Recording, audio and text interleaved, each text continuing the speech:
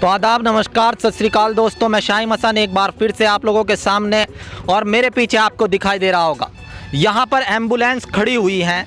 और जैसा कि हमने आपसे 2 दिन पहले आपको दिखाया था कि इन कर्मचारियों ने जो एम्बुलेंस पर कार्यरत थे 23, 24 और 25 जुलाई को शांतिपूर्ण धरना प्रदर्शन किया था और चेतावनी दी थी कि वो 26 तारीख को अगर उनकी मांगें पूरी ना हुई तो कार्य बहिष्कार करेंगे। यहाँ पर काफ़ी संख्या में एम्बुलेंस खड़ी हुई हैं और काफ़ी संख्या में जो एम्बुलेंस कर्मचारी हैं धरने पर बैठे हुए हैं। आइए बात कर लेते हैं कि किस तरह की सहमति बनी है और क्यों आज इन्हें बैठना पड़ा, किस अधिकारी ने इनसे वार्ता की है। सर खड़े हो जाएंगे आप जी। तो जब आपसे हमने पहले बात की तो आपने बताया था कि 3 दिन तक आप जो है ये शांतिपूर्ण करेंगे, कार्य बहिष्कार नहीं करेंगे, लेकिन आज एम्बुलेंस खड़ी कर दी गई है। क्या किसी अधिकारी से वार्ता नहीं हो पाई? हमारी कंपनी के जो अधिकारी हैं अभी तक कोई नहीं आया सामने, हमें कोई सांत्वना नहीं दी है। और हम ये चाहते हैं कंपनी से कि हमें जिस तरह से उन्होंने ठेका छोड़ा है, कंपनी ने ठेका छोड़ा, हमारे कर्मचारियों को बाहर का रास्ता दिखा दिया।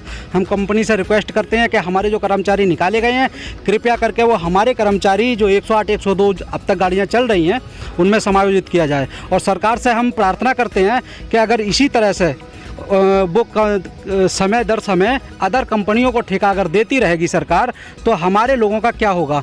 इस ठेका प्रथा की बंद करने की आपने लिखा है, इसका समाधान क्या है? ठेका प्रथा अगर ना हो तो क्या होना चाहिए? जी सर, हम चाहते हैं कि ये बार बार ठेका दे रही है सरकार ठेका अगर दे रही है तो हम लोगों को इस तरह से निश्चित कर दे कि जिस कंपनी पे भी ठेका जाए तो हमारे जितने भी कर्मचारी हैं वो जिस तरह गाड़ियाँ सरकारी हैं, गाड़ियाँ उस कंपनी के थ्रू चली जाएंगी तो हम लोग भी गाड़ियों के साथ साथ उसमें अटैच रहें। आज हम सन 2012 से सेवा दे रहे हैं, लगभग 10-11 साल होने जा रही हैं। अब 10-11 साल से जब हम सेवा दे रहे हैं, आज दूसरी कंपनी को ठेका दे दिया जाएगा तो हमारा कितने कर्मचारी इसकी चपेट में आ रहे हैं? लगभग ये 19,000 कर्मचारी हैं हमारे 108, 102 और ALS के 19,000 कर्मचारी हैं। इन 19,000 कर्मचारियों की रोजी रोटी चली जाएगी यदि ये कितने लोगों के पास लेटर भेजा गया? अभी 1,1200 के लगभग लेटर जा चुका है टर्मिनेशन का, या उनको बाहर का रास्ता दिखाया गया है। और ये धीरे धीरे इसी तरह से कल को 108 का दे दिया जाएगा, परसों को 102 का दे दिया जाएगा। तो हम ये नहीं चाहते। हमारे जितने भी कर्मचारी हैं उनको एक श्रेणी बना दी जाए कि जो भी कंपनी ठेका लेगी तो जिस तरह से ALS जाएंगी उसी तरह से हमारे कर्मचारी स्थित रहें। हमें आप भी जीवन बचाने का कार्य करते हैं और किसान के बारे में कहा जाता है वो भी अन्नदाता है, यानी जीवन के लिए आवश्यक सामग्री उपलब्ध कराता है। वो वहाँ बैठे हुए हैं, आप यहाँ बैठे हैं। सरकार तो शायद नहीं ध्यान दे पाएगी, तो फिर कैसे चलेगा? सरकार को समझना चाहिए, सोचना चाहिए, संज्ञान में लेना चाहिए। अगर ये कंडीशन रही तो सरकार को बहुत नीचा देखने को मिल सकता है। मेरा कहीं तक मानना है, मेरी सोच है, ये पर्सनल मेरी उनसे रिक्वेस्ट है कि उधर किसान बैठे हुए हैं, इधर कर्मचारी बैठे हुए हैं और किसान अन्न उगाते हैं और हम लोग जनमानस की जान बचाते हैं। और उस जनमानस की जान बचाते हैं जो गरीब से लेके अमीर तक होता है, जिसको कोई देखने वाला नहीं होता। हम उसको सर्वप्रथम जाकर देखते हैं और उसको उठाकर लेकर हॉस्पिटल में भर्ती करते हैं, उसकी जान बचाते हैं। इसीलिए हम सरकार से प्रार्थना करते हैं कि सरकार हमारे कर्मचारियों की तरफ देखे, ALS एम्बुलेंस 108, 102 की तरफ देखे। हमारे कर्मचारियों का जिस तरह दुराचार हो रहा है, अपमान हो रहा है, कोरोना योद्धा होते हुए आज इनको डिमोशन की कगार पर ला दिया गया। भाई क्या इनका प्रमोशन है? ये तो डिमोशन हो गया कि 1,000 लोगों को डिमोशन क्या है? तो पूरे तरीके से बाहर का रास्ता दिखा दिया। तो एक तरीके से बाहर कर दिया, तो ना प्रमोशन ना डिमोशन, कोई शाखा ही नहीं है इसमें। तो हम चाहते हैं इसके तौर तरीके, नियम कानून होने चाहिए जिससे हमारे कर्मचारियों का इस तरह से शोषण ना हो। चलिए, एक और साथी हमारे साथ मौजूद हैं। जी दोस्त, खड़े हो जाएं आप। क्या नाम है आपका? मेरा नाम गुरदीप यादव। गुरदीप, आप जो ये संगठन है किस तरह का पद रखते हैं इसमें? ये मेरे पे महामंत्री का पद है और मैं आपको पूरा बताना चाहूँगा जिस हिसाब से हमारे प्रदेश में जीवी की EMRI इमरजेंसी सेवा का जो काम कर रही है, जिस हिसाब से हमारी एक ALS सेवा होती है, एडवांस लाइफ सपोर्ट, जो पेशेंट क्रिटिकल होता है तो उसके लिए रेफ़र करने के काम आती है। तो उन आई थिंक 1100 एम्प्लॉय थे, उनका सेवा समाप्त कर दिया है। जैसे कि सरकार ने दूसरा एक चिकित्सा हेल्थ केयर एक कंपनी है उसको टेंडर दे दिया है और वो बहुत ही सैलरी भी कम दे रहा है उनको। और जिस हिसाब से उनको जो हमारे भविष्य पे ये खतरा मंडरा रहा है वो एक हिसाब से बहुत बेकार खतरा है। जैसे कि अब आज सरकार ने ALS ख़त्म कर दिया, भविष्य में 102 ख़त्म कर देगी, उसके आने वाले समय में 108 ख़त्म कर देगी।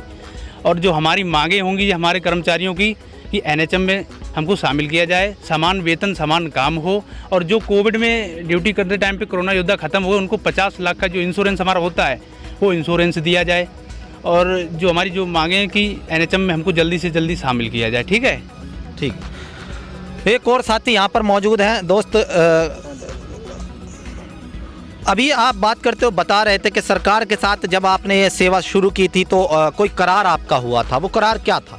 नहीं, देखिए सर, ये मैं आपसे बता दूं कि हमारा सरकार से कोई टाई अप नहीं हुआ था, हमारा करार हुआ था कंपनी से, जिस कंपनी के माध्यम से एम्बुलेंस संचालित हो रही है। रही दूसरी बात, मैं इस पर राजनीति वाली कोई टिप्पणी नहीं करूंगा, लेकिन सरकार ऐसी चल रही है कि उधर किसान अन्नदाता जो है वो वहाँ पे बैठा है दिल्ली में, उसकी कोई सुनवाई नहीं है। इधर एम्बुलेंस कर्मचारी और भी बहुत सारे विभाग के लोग ऐसे हैं जो बैठे हैं। तो सरकार को कृपया करके इनकी तरफ ध्यान ये रखना चाहिए कि भाई इनकी समस्या है, हालांकि सोल्यूशन ज़्यादा ना होगा, थोड़ा हो जा। अभी मैं बताऊं, हमारे 1200 कर्मचारियों के जिनके घर लेटर चले गए, जिस दिन कंपनी से हमारा करार हुआ था, हम नौकरी लगे थे इसमें, तो उसमें हमारी बहुत सारी बातें हुई थी, एक भी बात पर खरे नहीं उतर रहे किसी पे भी। क्या बात हुई थी? ये करार हुए थे कि सब जितने स्टाफ है हमारा, एक तो हमारा ESI कार्ड था, आज तक मैं नहीं मानता कि पूरे प्रदेश का तो मैं कैसे बता दूं, मैं अपने ज़िले का बता सकता हूं, मेरे ज़िले में किसी का ESI कार्ड नहीं। हर महीने उसमें से पैसे कटते हैं हमारे वेतन से, एक हमारे उसमें 100 रुपये अलग से एक्स्ट्रा कटते हैं, उसका हमें बोला जाता था कि 250 रुपये कटते हैं हर महीने, बोला तुम्हें 6 महीने में उनके दुगने मिला करेंगे, वो नहीं कुछ मिले आज तक। मतलब मैं बता रहा आपको, जो एक्टिविटी हैं जितनी भी हैं सब पर फ्लॉप हुआ मामला। सबसे बड़ी बात यह है, हमारे अधिकारी जो है, हमारे अधिकारियों को भी कंपनी का यो नहीं पता। हम अधिकारी को पूछ ले, भाई हमारी सैलरी क्या तारीख में आओगी, अधिकारी भी हमें यो नहीं बताने में सक्षम है कि जी थारी फला सैलरी कंपनी सैलरी आ जाएगी फला तारीख में। एक अगर गांव में नौकर भी लगा रखे है किसी को, तो मालिक ने बताया दे, भाई तुझे फला तारीख में पेमेंट आ जाएगा, मैं दे दूंगा तुझे पैसे। तो ये स्थिति हमारी कंपनी की। हमारे अधिकारी भी बेचारे, यहाँ भी कोई अभी तक आकर नहीं पूछा भाई तारी क्या दिक्कत है, क्यों है वो, तुम यहाँ से कोई अधिकारी अभी तक नहीं आया है। तो आप कोरोना में जान गंवाते रहे? हाँ जी। और वो मस्ती में कमाते रहे? हाँ जी, बिल्कुल यही कंडीशन रही। कोरोना में बहुत सारे लड़कों ने हमारे जान प्राण गंवाए इसमें, और मेहनत के साथ में इसमें मैं भी उसमें हूँ, और मेरे बहुत सारे साथी हैं। कोरोना में सबसे पहले अगर कोरोना वाले आदमी को छू रहे थे तो 108 एम्बुलेंस का स्टाफ छू रहा था। उसके बाद हॉस्पिटल वाले भी दूर से खड़े होकर कह देते इसका नाम वहीं से बता दे, खड़ा होकर तो वहीं तक बता दिया करते। लेकिन सिला क्या मिल रहा है कि इनके घर लेटर जाने शुरू हो गए, बोले तुम घर चले जाओ, तुमने कुछ नहीं करा यहाँ से। तो क्या ये है, बताओ आप थोड़ा सा। नहीं, बिल्कुल अनुचित है जो आपकी बातें सामने आई हैं। अभी दूसरा पक्ष तो हमारे सामने नहीं आया है, और यहाँ पर हम अपील करना चाहेंगे कि कंपनी जो है जिसके पास इन एम्बुलेंस का ठेका था या जो भी व्यवस्था थी, वो इस पर ध्यान दे, और सरकार को भी चाहिए कि इसमें हस्तक्षेप करे। और साथ ही साथ इनका कहना है कि इन्हें कोर्ट से उम्मीदें हैं, आगे की स्थिति क्या रहेगी, इसी तरह की अपडेट लगातार देने के लिए मैं आपके साथ जुड़ा रहूँगा। आप भी जुड़े रहिएगा। मैं Shahim Hasan, India plus news, transport Nagar, Muzaffarnagar. India plus news, सिर्फ वही जो सही।